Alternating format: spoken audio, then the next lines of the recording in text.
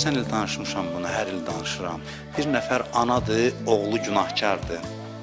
Oğul dünyadan köçüb, kəndin cəmaatı yaxın durmur deyib, bu fasıqı biz dəfn eləməyəcək. Bir nəfər yerdən götürmür. Meyit qalıb ortada, ana ağlayır, yalvarır ona buna, deyir, yox. Oğlun çox günahkardır, özümüzü murdarlaya bilmərik biz.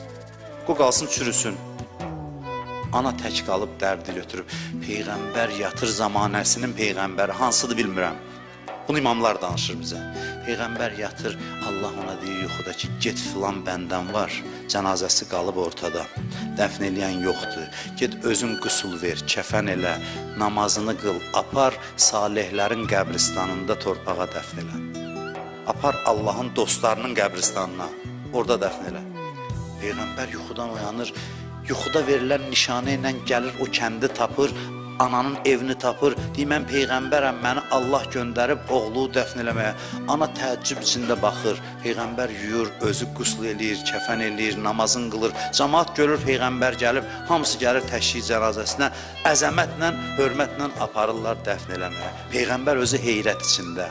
Gəlir, deyir, ana mənə bu sirri aç, sənin oğlun nə salih əməl sahibidir.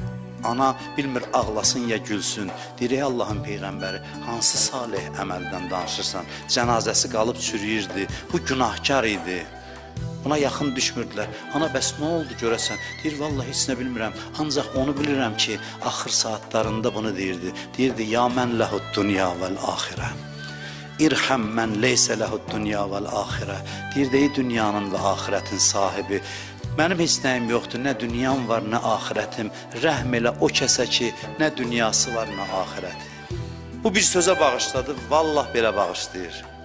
Belə bağışlayır, əleyhissalam deyir, ya səri'ər rıza, ey tez razı olan, ey tez bağışlayan.